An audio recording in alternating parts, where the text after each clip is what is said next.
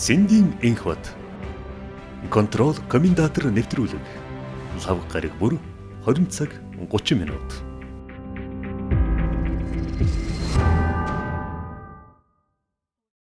Сайн байцгаана эрхэм үзэгчдээ.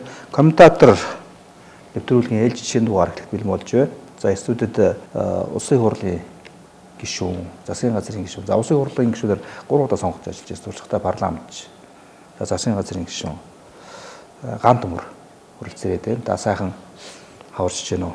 За сайхан хаварч тусгаж байна одоо. Сайхан тусгаж байна. За. Ойр та бид нар сайн уулзсангүй. Та одоо яг юу эрхэлж байна да юм? Одоо гол хийж байгаа ажил бол эмийн ургамал оролдож байна. Эмийн ургамалч одоо бас хүн болго эрхэлдэггүй бас бизнес баг шүү. Ер нь бол тэр болгон хүн хэлээд байдгүй. Эмийн ургамал тарж байна. Тий. Ер нь монголчуудын уламжлалт хангах ухаан, Монголын уламжлалт эм бэлтгэл бол гайхамшигтай л да. Хүний одоо 5 цулыг ерөнхийдөө бүгдийг барьж эмчилгээ хийдэг ийм аргатай. Ер нь бол Европ эмнэлэгт үндсэн одоо 1950 оноос эхлээд дарагдсан гэх юм уу. Гэхдээ уламжлалт ухаанаа бол хадгалж явсан судар ном илбэхтэй. Монголд бас хийж болох тийм том эдийн засгийн салбар. Монгол өөрөө бол одоо эмийн ургамлын орон гэж хэлж болно. Эмийн ургамал асар ихтэй. Эмийн ургамлын нөөц ихтэй. Жишээлбэл зүгээр Завхан аймагт гэтэл 400 орчим эмийн ургамал тоологдсон байх жишээ. Ер нь бол Монголын энэ өөрийнх нь цаг уурын онцлог байна л да. Өвөлд нь хасах 40 градус хүртэл одоо хөрдөг. Зун болохоор нэмэх 40 градус хүртэл халдаг. Дээр нь бол одоо нар ихтэй. Нарнаас маш их энерги авдаг гэх юм уу да тий. Хөрс нь өөрөө тий. Хөрс сайтай. Тэгээ хөрс сайтай. Дээр нь бол ус их цэвэрхэн. За уулын тунгал устай. Тий. Энээсээ болоод тийм эмийн ургамлын нөөц ихтэй ургах боломж их сайтай. Хүн төрөлхтөн бол одоо химийн бодиснаас татгалзахын төлөө бүх чадлаараа тэмцэж штэ. Аль болохоор одоо хүний эмний одоо өвчнийг эмчилдэг хүнд хэрэгтэй тэр бодис зүйлийг байглаас олж авъя. Химийн бус аргаар олж авъя гэдэг ийм хөдөлгөөн нэгдүгээрт их хүчтэй явж байна. Хоёрдугаарт бол яг өвдснийхаа дараа эмнэлэг явдаг биш. Урьдчилан сэргийлээ. Хүн бол одоо монголчууд 90 онд нэг 70 хүрдэггүй шахвал байлаа шүү дээ. Гэтэл одоо бол 76 7 бол өөрөө эмэгтэй хүний дундч нас болоо явцсан тийм. Одоо 70 таа хүмүүс гүйж штэ. Тий гүйж штэ тийм. Одоо тэр манай дэлхийн аваад оролцоод ирж байгаа хүмүүс харахгүй тийм. Одоо хятад бол жишээлбэл 100 гаруй настай хүний тоо бол маш өндөр. Япон бол бас их өндөр наслтай. Ингээд өндөр наслаад байгаа шалтгаан болохоор өвчнөөс өөрийгөө сэргийлээд аль болохоор унд хоолоо зохицуулаад дээр нь хүнсний нэмэлт бүтээгдэхүүн хэрэгжилж. Тэр нэмэлт бүтээгдэхүүн эхэндээ бол химийн гаралтай байсан бол одоо бол байгаль. Тэгэхээр энэ зах зээл рүү оръё. Бизнес хийж үзье. Аль болохоор одоо ягаад энэ зах зээл рүү энд орчих вэ нэрээ? Та ч одоо улс төрчүүн одоо тий. Би ч одоо яг сургууль төгсөө залуу байхдаа төрөл зүйлийн бизнес хийсэн. Төрөл зүйлийн Монгол одоо залуучууд хийж болдог бүхэл одоо бизнесийг хийжсэн. Таны мэргэжил болох дээр би өөрөө мэдээллийн технологийн инженер хүн шүү дээ. За програм. Тий программист байсан ажиллаж исэн. Гэхдээ бол Монголын орчинд одоо миний 90 хэдэн он бол программын үнэлгээ бол байхгүй шүү дээ. Одоо өөрөөр хэлбэл олох ашиг нь бол хязгаарлагдсан л гэсэн. Тэгэхээр янз бүрийн бизнес хийж. Зүгээр эмийн ургамлын тухайд бол Монголд нэг судалгаа хийлгэсэн. Ер нь энэ шинжилгээ ухаанаар улс орон хөгждөг. Тийм учраас энэ шинжилгээ ухааны багтаамжтай үйлдвэрлэл бид яаж хийх юм бэ гэдэг. Энэ дээр гадны зөвлөгөөд юу гэж зөвлөсөн бэ гэхээр Монгол бол энэ уламжлалт хангахын ариун ноу хау байна. Өөрийнхөө онцлог байна. Маш том суурьтай. Тий суур байна. Тэгээ эм бэлтгэлээ их сайн хийдэг байсан юм байна. Эм бэлтгэл хийдэг өв сургамалч нь танаад байна. Шинжилгээ ухаан болоо хөгжсөн. Тий шинжилгээ ухаан болоо хөгжсөн. Үйлдвэрлэл нь явдаг боловч уураг тий. Тэгээд одоо бид нар чинь уламжлалт эмийн энэ одоо танчин ч гэдэг юм уу эсвэл норов долооч гэдэг юм. Энэ төрөл зүйлийн эмнүүд ер нь ямар бүтцтэй юм бэ? Яагаад хүний одоо өвчнөд сайн байна уу те? Гүргэмч гэдэг юм уу те? Энэ болгоныг судалж үзээд ер нь бол энэ уламжлалт ангаахын бизнес бол маш хүчтэй болох юм байна. Энэ бол зөвхөн Монгол дотор биш. Дэлхийд одоо өөрийгөө гаргаж болох үз. Дэлхийн дотор дэлхийн хэмжээнд 10 тэрбумаас доллароос дээшээ давчлаа шүү дээ. Нэмэлт бүтээгдэхүүний хэрэглээ өөрөө. Тэгэхээр энэ зах зээл рүү бид орох боломж байна гэж үзээд тэн дотроос одоо хамгийн тариалж болох хуцаар нь эхэлж байгаа. Жишээлбэл одоо миний одоо тариалж байгаа бол хунчир. Хунчрын дотроо хоёр янз байдаг л да. Нэг нь бол Монгол хунчир гэж зөвхөн Монголд ургадаг байсан ийм уламжлалт. Нөгөөх нь сарслаг хунчир гэдэг дэлхийд даяараа одоо өмнөд Солонгос ч гэдэг юм уу, хойд Солонгос, Хятад гэдэг. Танд одоо харуулах зураг байна хунчир. Тэгээ хунчир гэсэн Facebook руу та орох юм бол кириллээр хунчир гэж бичдэг. Тэгэх юм бол хунчрын зураг бол харагдана. Тийм байна тий. Тэгээ ийм цагаан цэцэгтэй.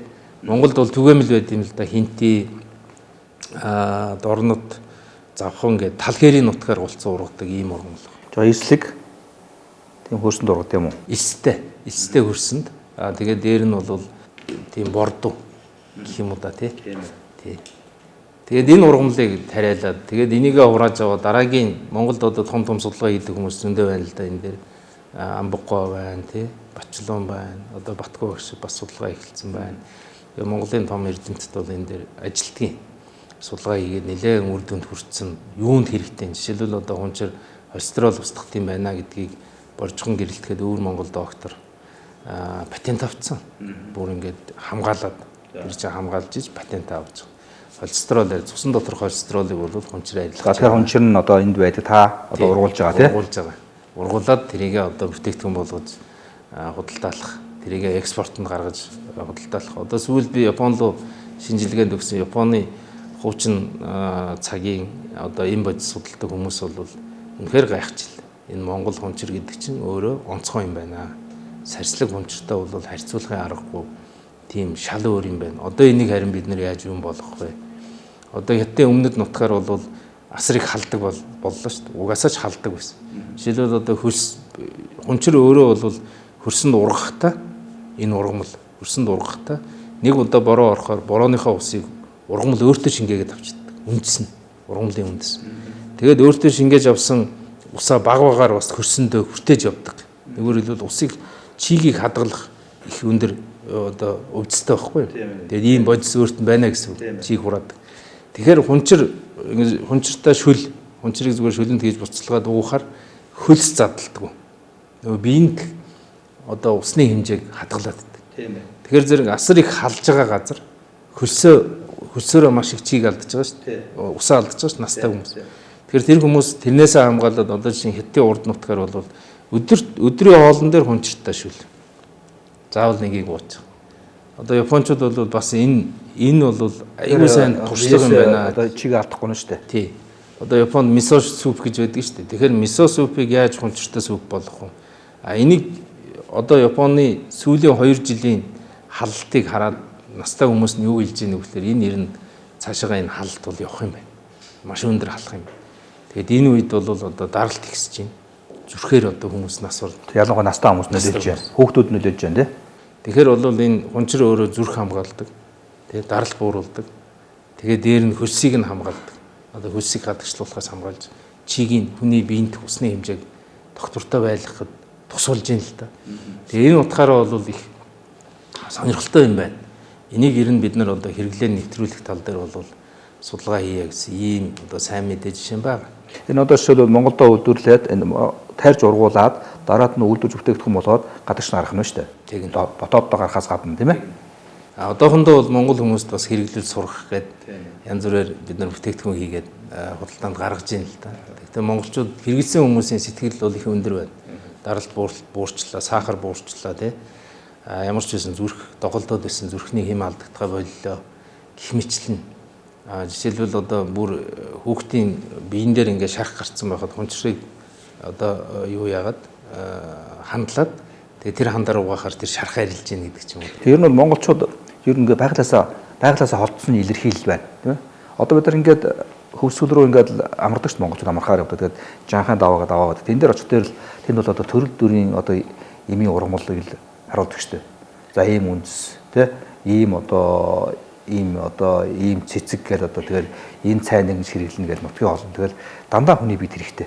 Яг үйлдвэрлэлийн төвшөнд хийж болох үс нь бол чихэр өвс байна, дэрэгүр жирэгүр байна, хунчир байна, цаашаага гүргэн байна гэх мэтлэн. Наан нь бол яг тодорхой одоо зориулттай жишээлбэл одоо зүрхэнд маш сайн цэцэг байна. Бөөр нь маш сайн цэцэг байна. Бөөрийн дутагдлалд орсон хүн тэр цэцгийн цайг уухаар бөөрийг бол маш дорн сулдаг.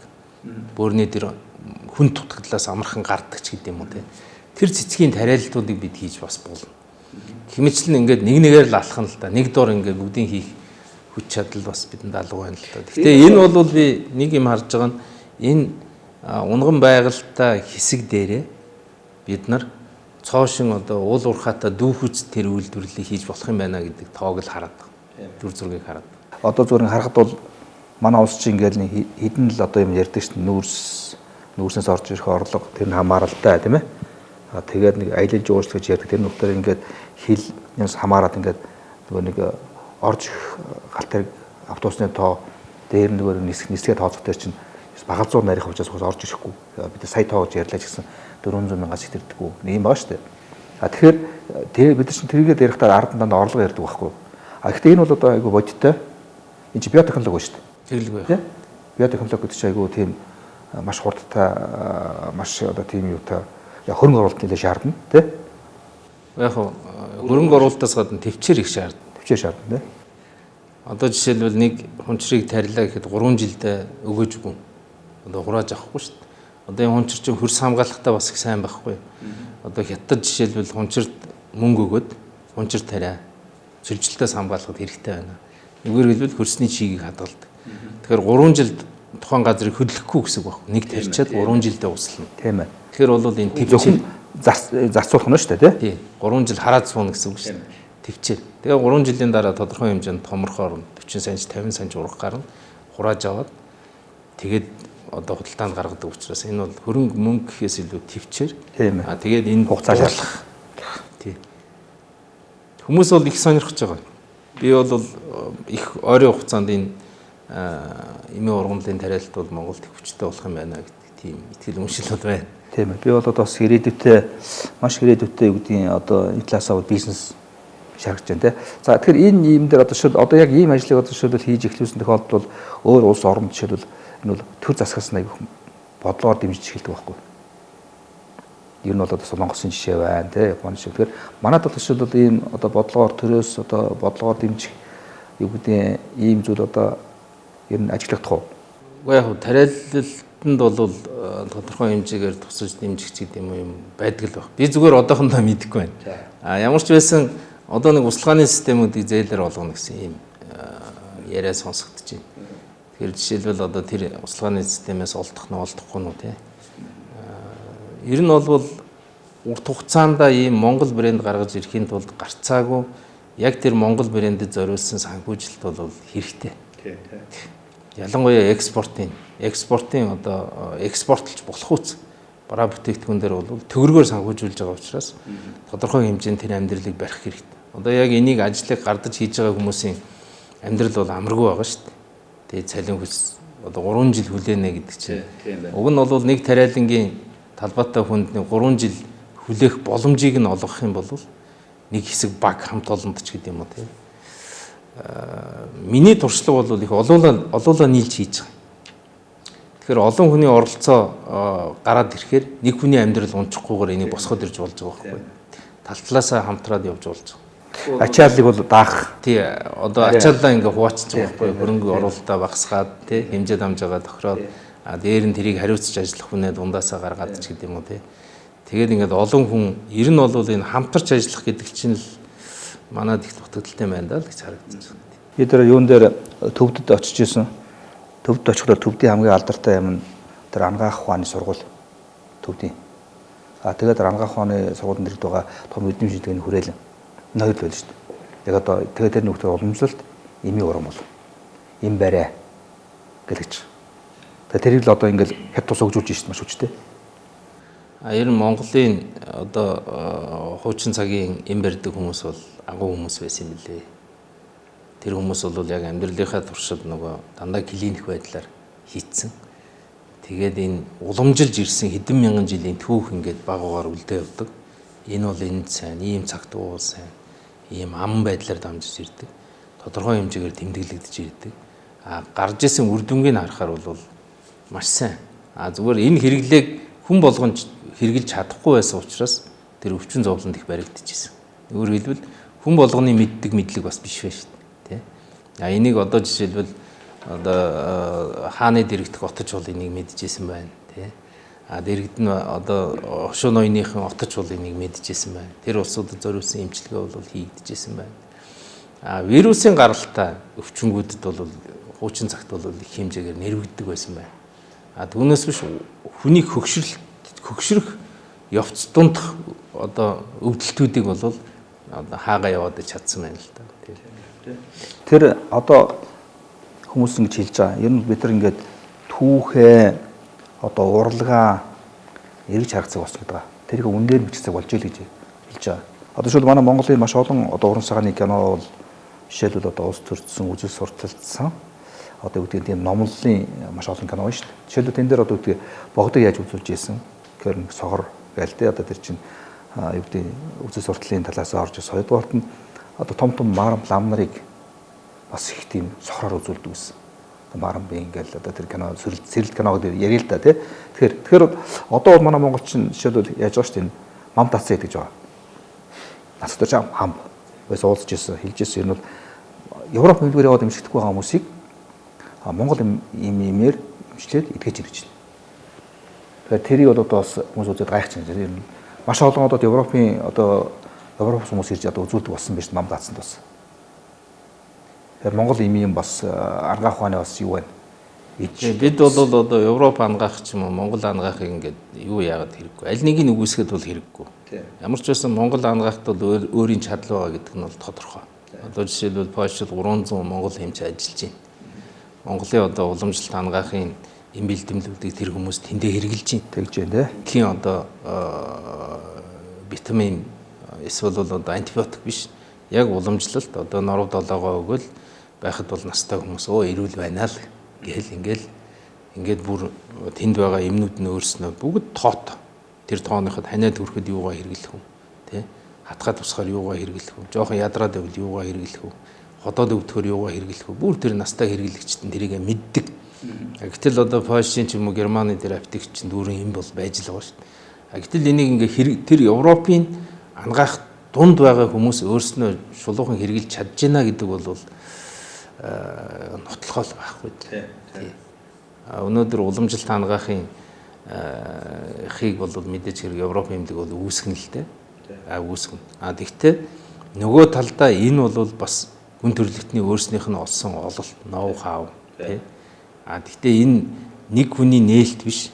1000 жилийн, 2000 жилийн тий.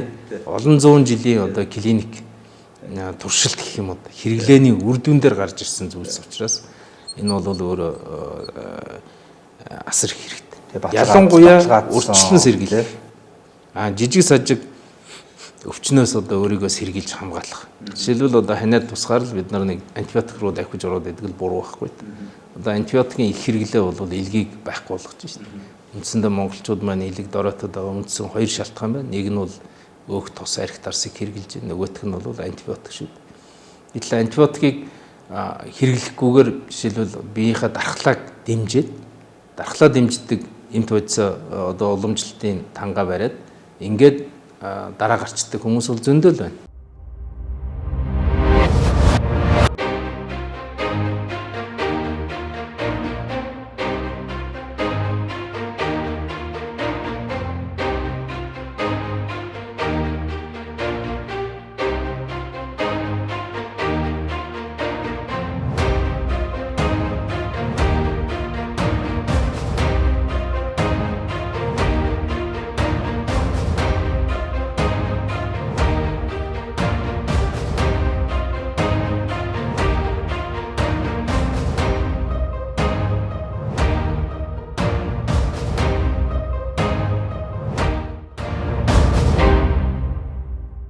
Ер нь урьдчилан сэргийлэх гэдэг чинь тэгэхээр би урьдчилан сэргийлэхдээ та бол одоо Японд одоо сурсан, Японд одоо мэргэжил эзэмшсэн.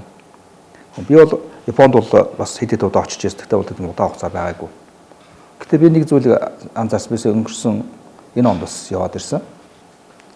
Тэгээд байхад бол одоо манай одоо дүүгийн хүү хамт явж ирсэн чинь гинтхэн би ийш ороод хийгээд нэг имлэгөөр ороод бичиг үзүүлээд бичиг ирсэн. Үзүүлгээд тэгээд бичиг үзүүлээд тэгээд нэг юм $50 төлөөд үздэг үзүүлээд тэгээд явж ил. Тэгээд яасан ч ерөөсө бүх хүнийг үзүүлдэг юм. Таны л энэ өөрчлөн зэрэглэх үзлэг. Тэгээд эмэгтэйчүүд нарийн жоохон юм дээр $100 ч өгдөг. А гэхдээ ер нь Японд даяар Япон бүх иргэд дээр нь Японд ажиллаж байгаа амьдарч байгаа бүх хүмүүс үзэгт орно. Та үзэгт орж ирсэн үү? Орлого жил болгон орно шүү дээ. Даатгал та. Даатгал нь хямдхан тий. Тэр бол маш чухал. Ер нь бол ингээд өрчсөн сэргэлээд одоо юу үүсгэж чинь ямар юм болох чинь харж яддаг тий. Би тэр хараад байгаа байхгүй.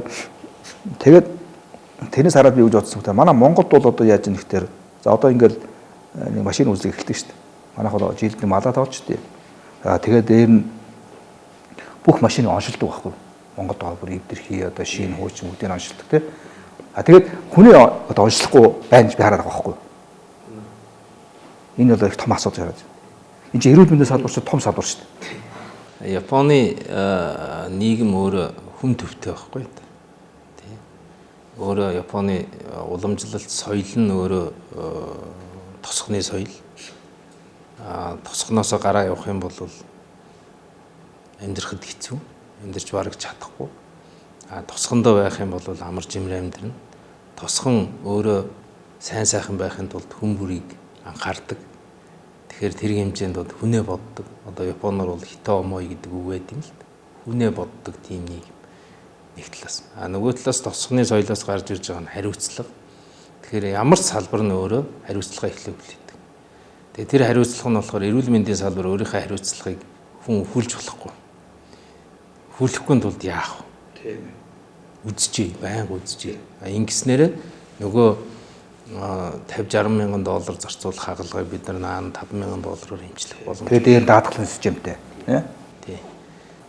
Би нэг одоо нэг хэдэн жилийн өмнөөс Японд засгийн газар шумаар яваад тэгээд бас нэг сургууль дээр очиод тэгээд хүүхдүүдэд багш нар хичээл зааж байгааг хараад бас хараад ямар тийм дэвшилттэй юм гэж харж ирсэн байхгүй.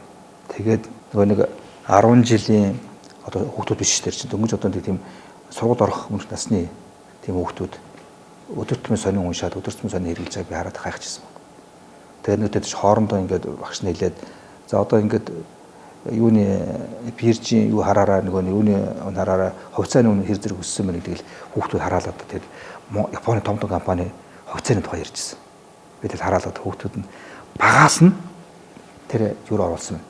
Одоо тэр сонин хэрэглээ, мэдээлэл хэрэглээ тийг одоо оруулж тэрийг таниулж тэгээд хувьцааны одоо тухай ойлголтыг багаас нь өгж байгаа надад бас сонирхчихсан байхгүй энэ. Тийм тэгэхээр Япон хүнийч байна уу ер нь дэлхийд тэргүүлж байгаа улсуудын боловсролд анхаарч байгаа байдал бол хоёр зүйл дээр асуудлаа төвлөрүүлээд байгаа. Нэг нь бол амьдрах ухаан. Ерөөсөө хүн бол амьдрах ухаан сурах хэрэгтэй. Одоо амьдрах ухаан гэдэг дотор саяны хүнээ бодох, хариуцлага хүлээх те ёс суртахуунтай байх гэл энэ болгон орж байгаа. Амьдрах ухаан. Тэгэхээр амьдрах ухаан сурахын тулд ямар нэгэн мэдлэгийг зүгээр цээжилдэг биш, тогтоодог биш. Өөр юм болгож авах те. Өөр юм болгож авах. Амьдрал дээр хэрэг болох юм. Одоо Пифагорын теорем амьдрал дээр яаж хэрэг болох юм? Хаана хэрэглэгдэх юм? Тэ? Юу олж гаргахад хамгийн чухал урдтай байж гэдэг юм. Эсвэл газар зүйн хичээлээр дамжуулаад бид өнөө цагийн асуудлыг яаж шийдэх те гэдэг ч юм уу. Нэгүр хэлбэл хичээлүүд нь илүү бүтээлчээр явагддаг. Тэр амьдрах ухаан дээр сургалт нь бол нэгдүгээр төвлөрч байгаа. Хоёрд нь бол асуудлыг шийдэх бүтээлч сэтгэлгээ. Ерөөсө боловсролын аль ч орны салбарт байнга нэхэгдэж байгаа зүйл бол энэ ард түмэн яаж бүтээлч ард түмэн болох юм бэ? Одоо хөдөлмөрч ард түмэн болмоор байна, тий? Тэр хөдөлмөр нь бүтээлч баймаар, асуудал шийддэг баймаар. Дээр нь хүмүүс нь амьдрах ухаантай баймаар, гэмт хэрэгээс холбоо ямаар байна, тий? Одоо амьдралаа алддаггүй баймаар байна, тий?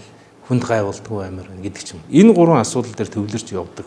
Тэгэхээр энэ хүний хөгжил 12 жилийн боловсрал, их сургуулийн 4 жил, ингээд 16 жилийн боловсрал, сургуулийн өмнөх 3 жил гээд ингээд энэ 19 жилийн хугацаанд хүн болох гэсэн. Тэгэхээр энэ боловсролын тэргүүлж байгаа орнуудын хувьд бол боловсрал өөрөө тийм бүтээлч хүнийг нэхэж эхэлж байгаа. Энэ одоо олоход хамгийн хэцүү л дээ. Саяхан одоо NHK-гээр гарч ийн л одоо бидний хийсэн дээр авьяас хөтөлбөр тий хүүхэд бүрийг хөгжүүлэх тий тэгээд багшийн хөгжил тэгээд энэ асуудал шийдэх бүтээлч сэтгэлгээг бий болгох чадвараар нь үнэлдэг болох гэдэг. Манад өрнсөн бүх амьдрал Японд өрнөж байна. Гэтэл Японы багш нар энэ бол их хэцүү юм байна гэж хэлж байна. Гэтэл тэрийг санаачсан энэ хэцүү нь үнэн. Тийм хэцүү нийгэм ирж байгааг л бид ойлгох хэрэгтэй. Бид бол хялбараас хэцүү рүү шилжиж байна. Хүн төрөлхтний амьдрал ер нь тийм байгаа үст. Анх үүсэхдээ их л амар байсан баг тийм ээ. Гал болж авангууд амахаа шараад ингээл өдөр хоног өнгөрөөл. Ингээс төвхтөө рүү явж байна. Тэр одоо тэр Японы багш нарыг ингээд харж байхад ажил хичээлхэн төгсгөлд тийм нийгмийн хариуцлага заавал үлдээд юм бэл. Хичээл одоо яг дүгнэлт одоо шийдэл энэ хөөргөнд тухай хичээл орсон бол дараад нь өөр юм ярина. За одоо та нар гараа явахад зам яаж гарах вэ? Замаарахын тулд одоо сайн өөрөө ч яриад шүү дээ. Юунаас анхаарах вэ? Осол одоо орохгүй тул тэгэл одоо тэгвэл эцэхээ үлээх ёстой юу гээл. За иймэрхүү бас юм гэдэг юм. Заавал хичээл болгон дараа. Энэ одоо энэ багшийн бас нийгэм хариуцлага гэж байна. Тэгээд тэр чинь хайрлаж шүү дээ. Дараад нь бас юм болчихгүй. Тэгээд зөвхөн хичээл заах биш. Бас тэр хүнийг одоо ингээ бөөцөлөх. Тийм бас авч явах юм. Тэгээс хараад бас нэвтрүүлчмээр юм гэж бодчихсон. Тэгээд энэ боловсрлоор тэргүүлж байгаа гэх юм одоо хөгжлөөрөө тэргүүлж байгаа орнууд ч боловсрлоороо эхэлж тэргүүлдэг юм байна.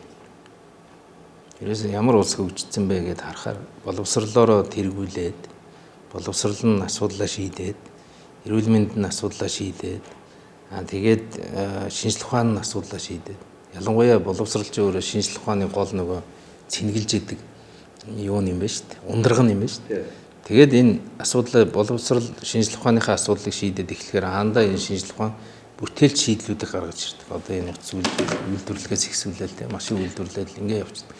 Тэгэхээр энэ шинжлэх ухааны хувьсгал дээр ялт байгуулсан улсууд нь эхлээд боловсрал дээрээ ялт байгуулсан. Дараа нь шинжлэх ухаан. Тэгээд эдийн засагта тоо утгаараа мөнгөдсөн.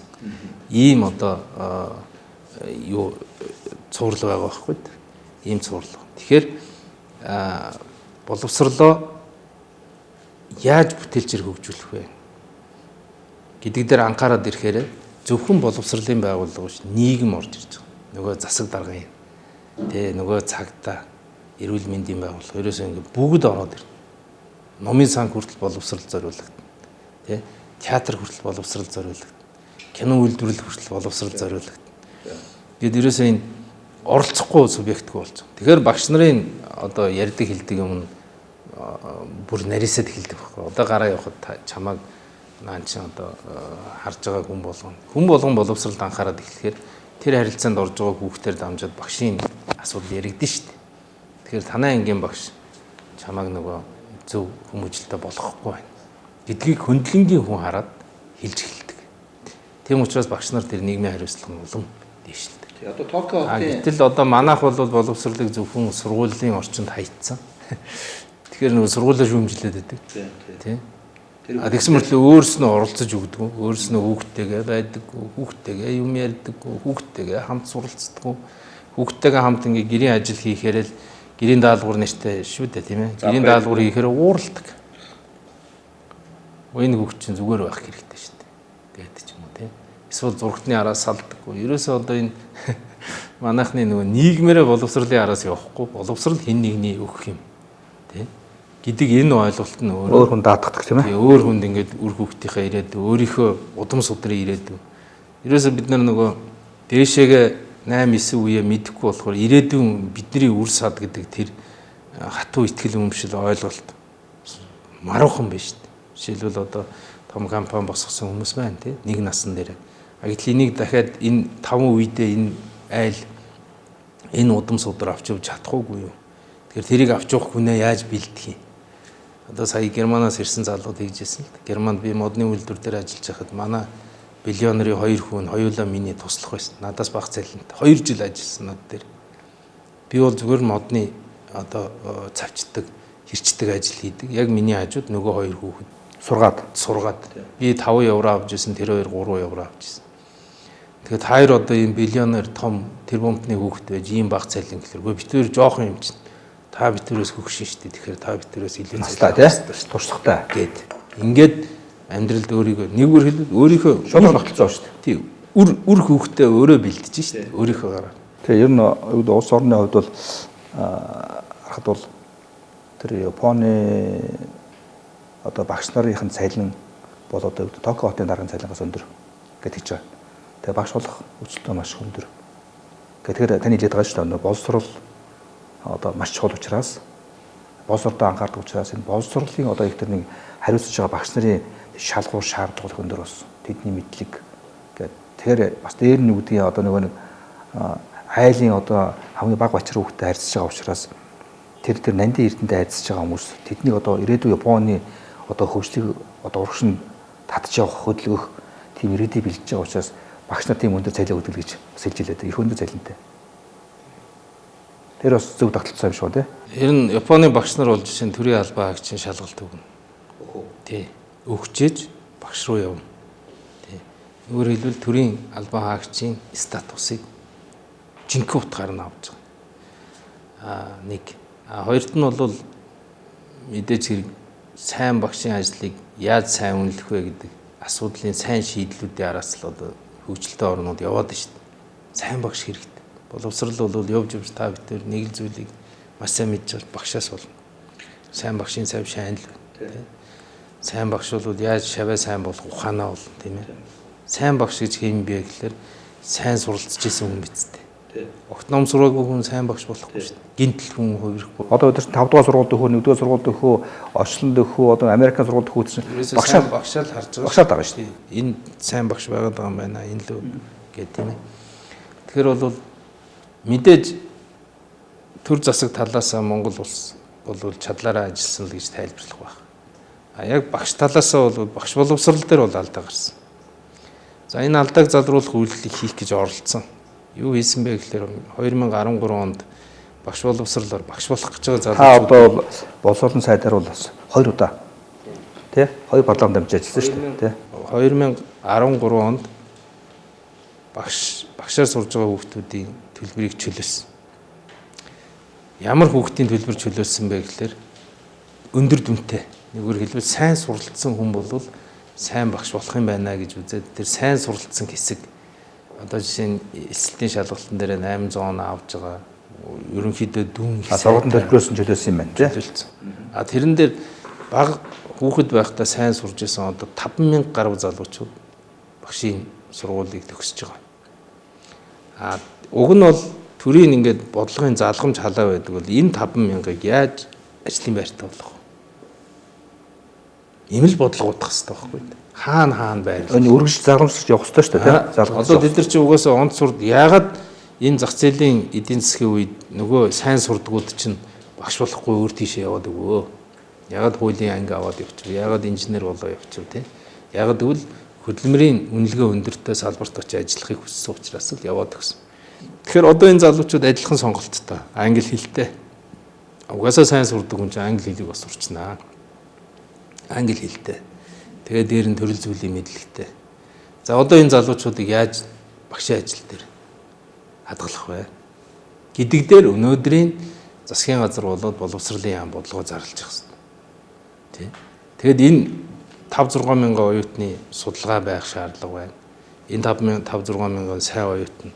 Ингэх юм бол эдгээр очиод багшийн ажил дээр байршчих юм бол тогтвортойгоор энэ 20 жил явхад өөрөө боловсролын салбарын манлайлагч нь багшийн сургууль бол угаасаа тэгдэг. Тэр багш бэлдэж байгаа газар л одоо бүх асуудлыг шийддэг байхгүй да дэлхийд.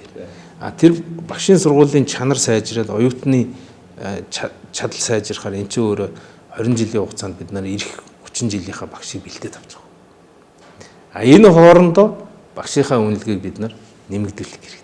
Нэгүр хэлбэл залуу гэр бүл зориулаад бодлого явуулдаг штэ. Тэ? Хөдөө орон нутгийн илгээлтийн эздэд зориулаад бодлого явуулдаг. Энэ бодлогынхаа хүрээнд бид нар энэ сайн багш нарыг орон байр гэдээ бид нар өөр нөхцөл тавиад ингээд аваад иж болно. Тэр хугацаанд бид нар багш нарынхаа цалин огцом нэмэгдүүлэх хэмжээний эдийн засгийн өсөлтийг бол хийж чадна л гэж харж байна. Одоо бол энэ одоо багш гэдэг бол хамгийн хор хүмүүсийн нэг болж байгаа сайн багш. Сайн багшийн ирэлт бол одоо юу гэдэг эцэгүүд байна. Ер нь хатчих шүү тий. Хаана тий бид бол бас нэг зүйлийг зөвшөөрөх хэрэгтэй л дээ. Зах зээлийн эдийн засагт ороод багшийн сургууль эсэгчдийн дүн бол үндэсэн шүү дээ. Үнэхээр сайн дүнтэй ерөнхий боловсролын сургуулиуд сайн дүнтэй төгсөөд багшийн сургуульд ордог хүний тоо үндэсэн. Цөөхөн байсан байхгүй. Гарын 13-нд багтахаар багш болёо. Би тэгтээ ном сайн сурсан. Би тэгтээ багш болно гэсэн бүгдийн тоо асар цөөхөн байсан баг. Энийг л ямар нэгэн байдлаар бодлого гаргаад энийг дүүргэж чадсан. Одоо энийг цаашаа хадгалах хэрэгтэй байна. Хадгалахын тулд үнгүй сургацсан хүнээ одоо багшлуулах нь чухал. Гэхдээ би алдаага төр засаг нь ойлгоод алдаага засаад ингээ явах учиртай л гэж боддог штэ. Алддаггүй ч хэм байх уу тийм ээ. Тэр боловсролын системд манай одоо ингээд ингээд нэг хуучин Оросын одоо зөвлөгөөд улсын тийм одоо сургалтын систем байлаа шүү дээ Монголд. Тэгээ энийг бол манайх ингээд өөрчлөлт ингээд янз бүрийн үгээл ороод гараал. Тэгээ саяхан бас ингээд үзэж яхад бол энэ англичууд энэ Оросын хуучин сургалтын системийг авлаа. Яг нутгшууд дууслаа гэж л их үр дүнтэй байна гэж ярьж байгаа юм. Гэхдээ тэр мэдээллийг баталгаажуулах хэрэгтэй л дээ. Юуг нь хэлээд байгаа. Оросын систем гэж юу байсан юм? Юу байлаа? Юугаар ялгаатай юм? Тийм ээ. Өргөн хүрээний мэдлэг олгодог. Харин тэгээ юугаар ялгаатай вэ гэдгийг л харах хэрэгтэй байхгүй юу? Тэгээд юуг нь хэлээд байгааг нь ойлгох хэрэгтэй. Ер нь бол боловсролын даалгавар бол өөрөө бүтээлч. Одоо боловсролыг орчин цагт томьёолохдоо ингэсэн байхгүй юу? Томьёол нарийсаад байна. Хуучин бол мэдлэг байлаа тийм ээ. Юм мэддэг бол юм бол боловсролтой хүн. Одоо бол мэдлэг. Мэдлэгэн гүнзгий. Гүнзгий мэдлэг шаардаж эхэлж байна. Нэг. Хоёр дахь нь бол ур чадвар. Ур чадвар гэдэг нь одоо та бичгийн хүн байлаа гэхэд их өндөр тэр бичгийн чадвар нэг өндөр байх хэрэгтэй. Юм мэддэг байхаас гадна бичгийн чадвар өндөртэй байх хэрэгтэй. Тэ. Гуравдугаарт нь бол хүмүүжил, ёс суртахууны доголдолгүй байх хэрэгтэй. Тэ. Дөрөвдүгээрт нь бол амьдрах ухаантай байх хэрэгтэй. Энийг цогц чадамж гэж нэрлэдэг. Цогц чадамж. Жиг шаарднаа энэ цаг үе. Яг тэгэхээр одоо жишээ нь таны нэрлэж байгаа англи улсад хүн их сургуулаа төгссөний дараа хичнээн газар ажиллаж гин гэж бодож байна та. Яг энэ цаг үед. Одоо олон л багт одоо хэд жилх юм. Тэгээ 10 12. Тэгж ажлын байрын солигдож байна. Одоо жишээлбэл нэг компанид орсон бол ингээд солио яваад ахна шүү дээ. Ингээд сольж явахад амьдрах ухаан хэрэгтэй юм байна. Ур чадвар их тодорхой байх хэрэгтэй. Дэвшиж जैन, сольж जैन тий. Унж जैन, хөрвөх чадвартай байх хэрэгтэй. Хөрвөх чадвартай. Гэт ийм байдлаар хараад энэ дотроос хамгийн том одоо гаргаж иж байгаа нь бол одоо инновацийн чадвар, бүтээлч, сэтгэлгээ. Бүтээлчээр асуудлыг шийдэж чаддаг хүн явж байна, амьдрах юм. Энэ боловсрал гэдэг байгаа чинь зоригтой ш. Тэр хүн насанд хүрэхээр сайн сайхан амьдрахын төлөө зориулагдж байгаа юм байна. За тэр хүн сайхан амьдрч чадна гэж тэр нийгэм сайхан болно гэсэн үг. Тэр нийгэм сайхан болохоор хөгжнө гэсэн. Тэгэхээр Монгол улсын боловсролын хуулинд бид боловсролынхаа зорилгыг маш тодорхойлсон байхгүй да. Тодорхойлсон. Энэ бол Монголын хөгжил зориулагдах хэрэгтэй. Монгол бол шинжлэх ухаан дээр суурилж хөгжнө. Бүтээл сэтгэлгээн дээр суурилнаа. Тэхийн тулд бол өөрөө суралцах чадвартай хүн бүтээлч болдог юм. Одоо та бол ялангуяа ингээл насан туршдаа суралцж байгаа. Суралцаа зогссон хүн бол тийм хүмүүс бас зөндөө шүү дээ. Нэг тийм тэнэг. Тэгээд өөрийнхөө хөлдөв гэх юм уу. Бид бол тэрийг амьдрал дээр харчлаа. Ингээд зогсдгүй. Хүнээр юм заалгаж авчаа зогсдог биш. Цаашаа ингээд байг ахиж авчаа тий.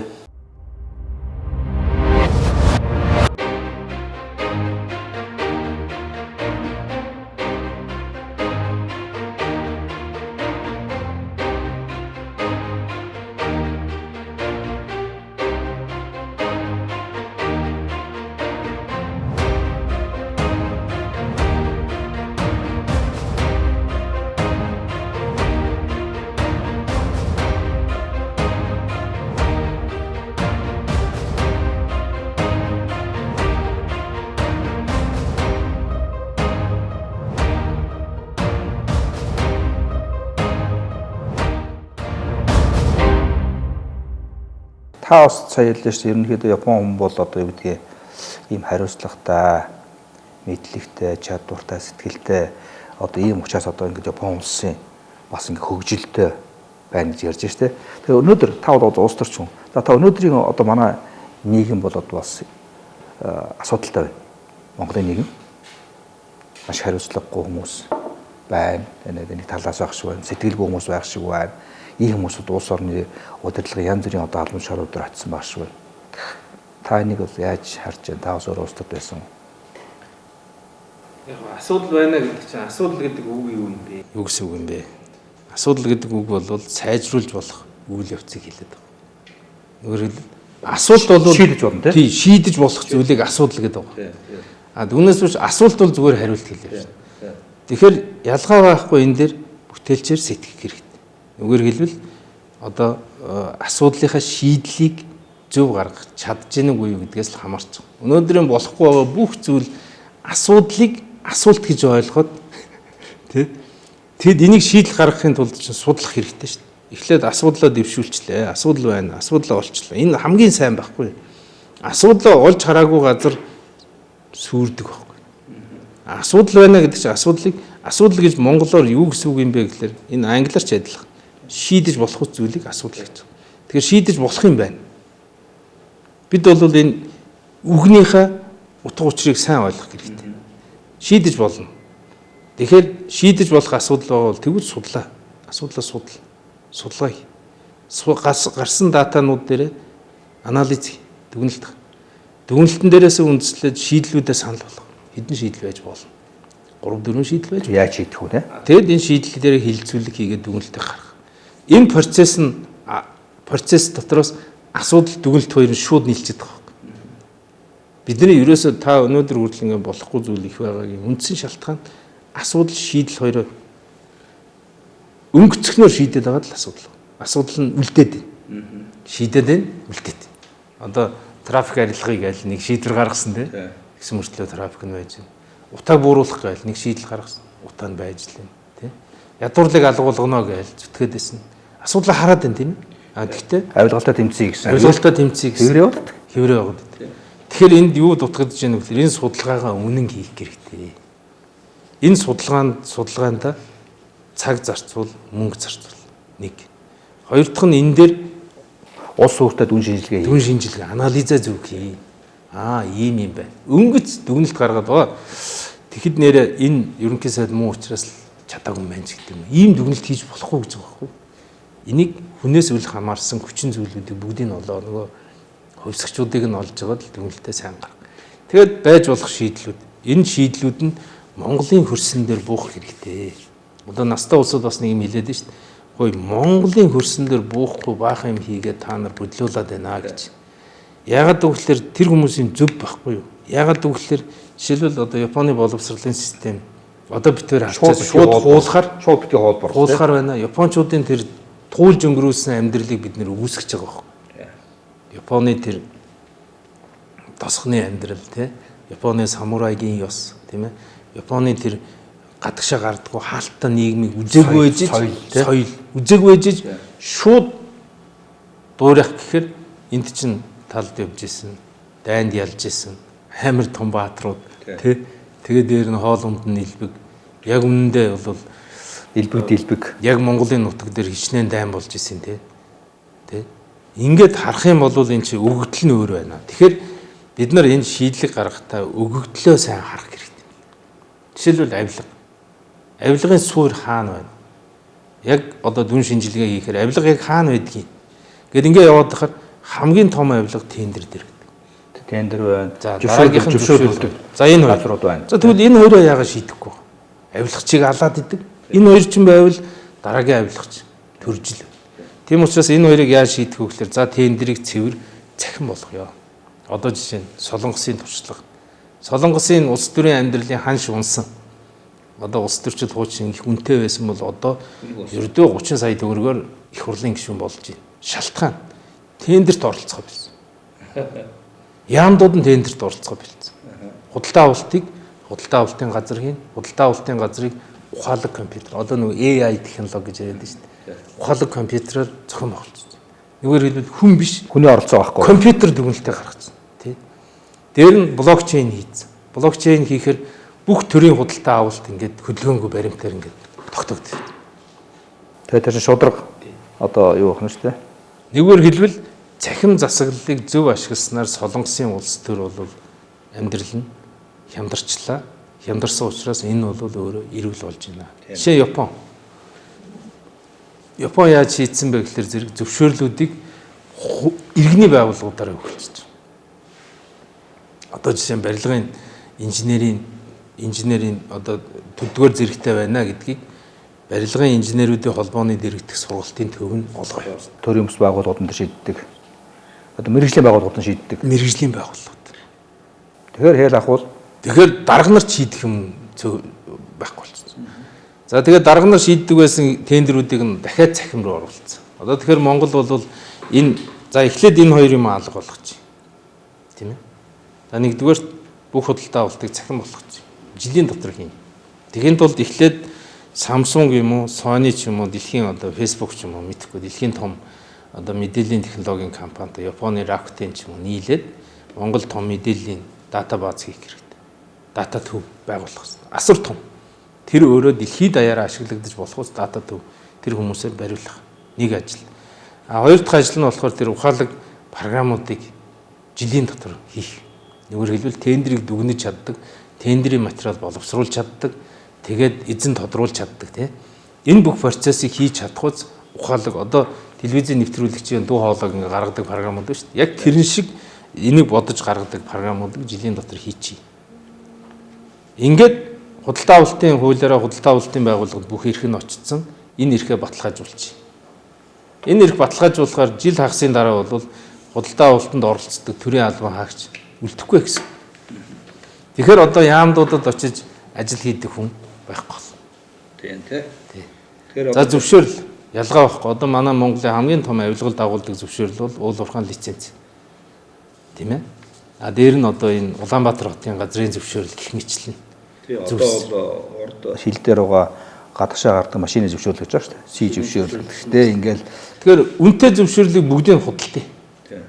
Гурав дахь нь бол одоо энэ түүхэд худалдаа. Одоо нүүрсний ченжийг чи хамгийн том ченж нь ерөнхий сайд болж байгаа гэж яриад байгаа шүү дээ. Эрдэнтийн засгийн худалдааны хамгийн том босс нь ерөнхийлөгч юм ерөнхий сайд гэж яриад байгаа шүү дээ. Энэ бүх худалдааг манай биржээр хийя. Нээлттэй. Одоо өөрөөр улс төрчтэй оролцоогүйгээр тий дарга оролцох. Захирал оролцох. Бүгд биржээр явдаг. Бирж дээр үн тогтно, бирж дээр худалдаа авахч гарч ирнэ. Бирж дээр өрсөлдөж хамгийн өндөр үнэ өгсөн хүмүүс гэрээгээ хийн.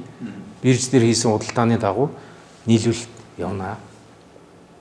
Тэгэхгүй одоо хятадын Шинхua сайн учраас Шинхуад худалданаа гэдгийг Монголын нэг дарга юм уу эсвэл нэг сайд очоод яриа хийгээ суухаар л тэрний ард нөгөө авилгын ундраганд тэндээ байгаа.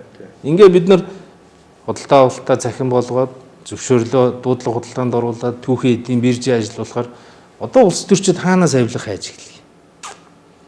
Тэгээд төрийн алба. Төрийн албаа бид нар шалгалт авдаг болгочиход тэгэл болчихсон. Манай энэ төрийн албаны шалгалтыг л худал хуурмаг агуулдаг л асуудал байна шүү дээ. Тэрийг л одоо манай боловсролын үнэлгээний төвчин Монголын эдийн жилд 70 мянган хүүхдийн эсэлтийн шалгалтыг арын хаалгагүй авч чадчихээн. Цахимаар. Тэгэхээр энэ 70 мянган төрийн албан хаагчийнхаа шалгалтыг л цахимаар авал та. Арын хаалгагүй нэг өдөр жил болгон ав. Тэ.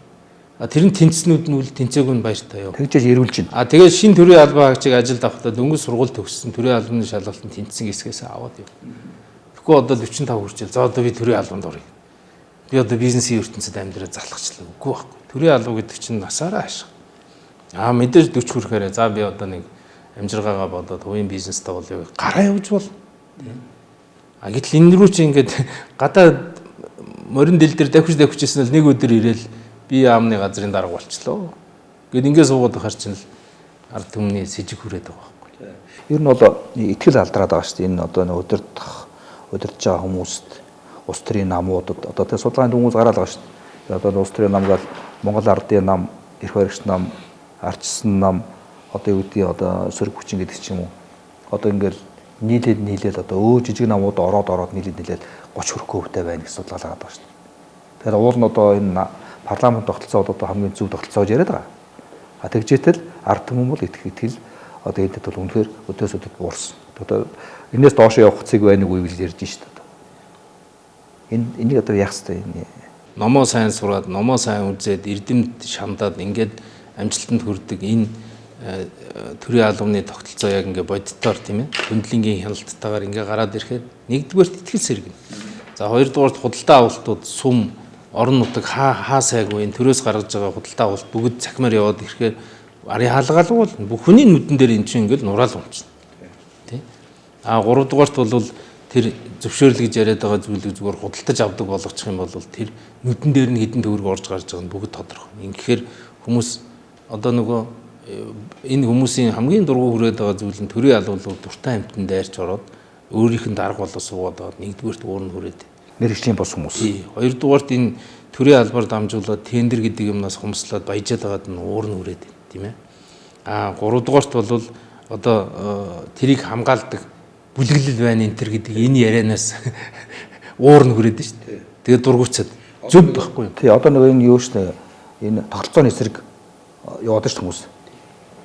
Тэрэндээ л тий жишээлбэл би юу бодож ийн гэхээр за улс төрийн намын итгэлийг сэргээхийн тулд улс төрийн намын хуулиар шинжилье.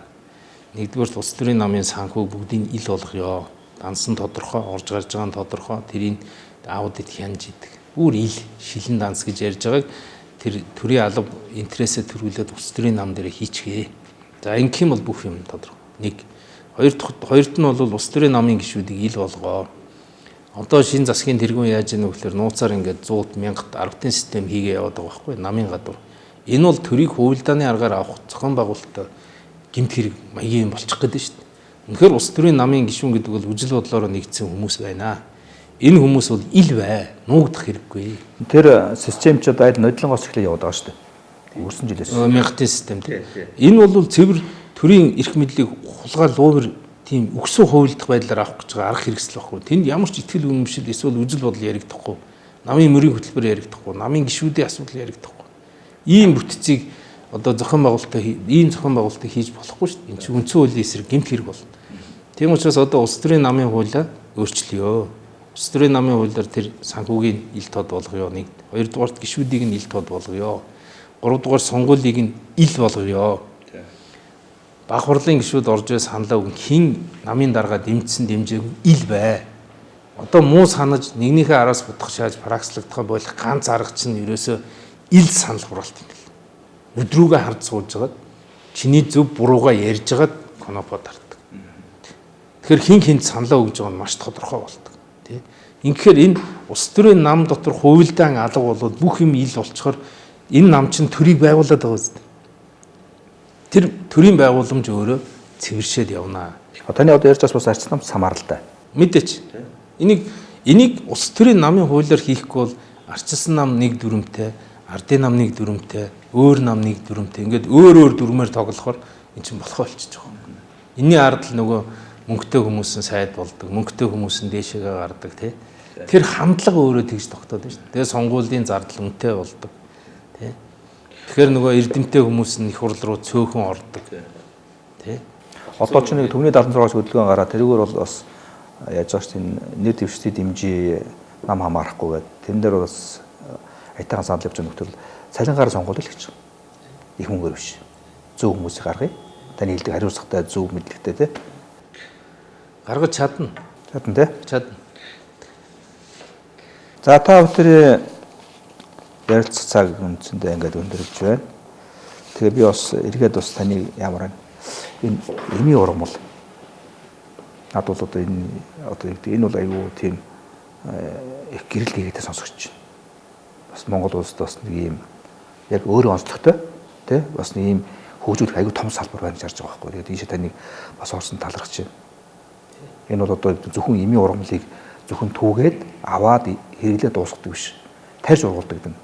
Тэгээд дээр нь дахиад эцэг бүтээгдэхүүн хүн шүү дээ. Ер нь энэ Монголын тал гэрийн нутгуудад бол энэ үндэстэй ургамал бол бүгдийг тарьж болно.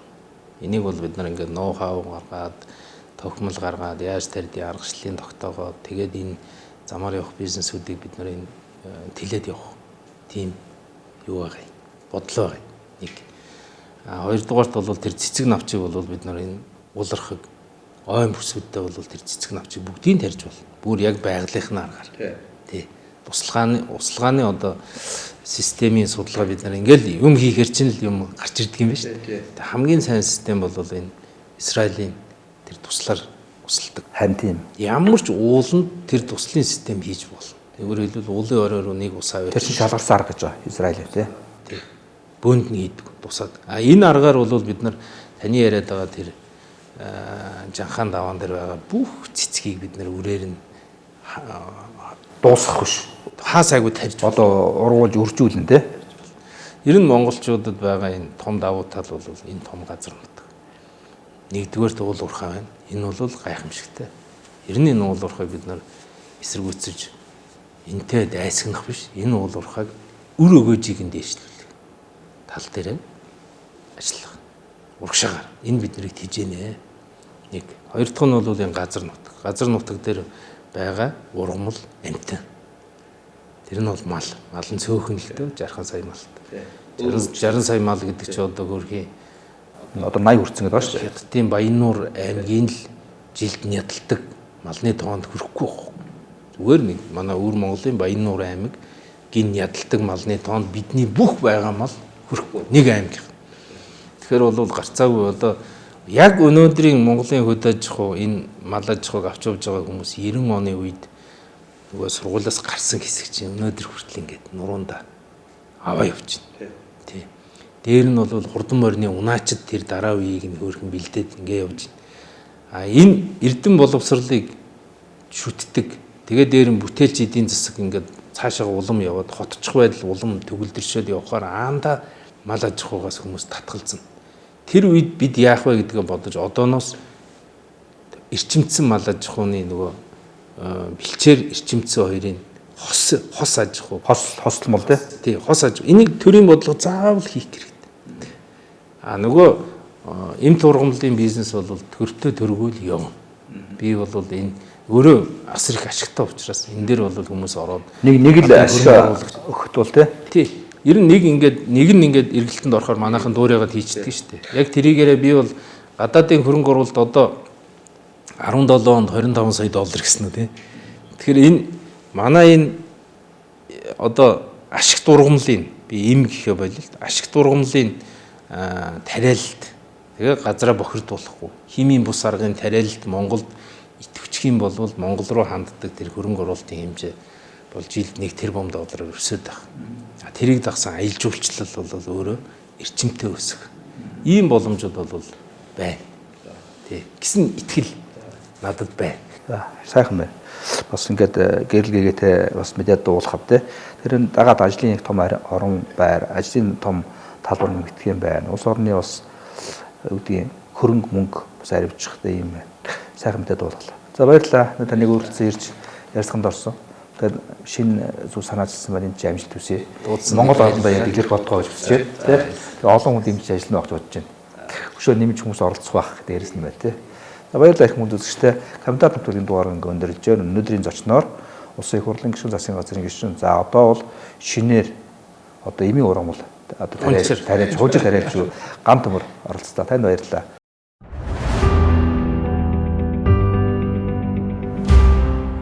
Сэндийн энхват контрол комментатор нэвтрүүлэг лав гараг бүр 20 цаг 30 минут.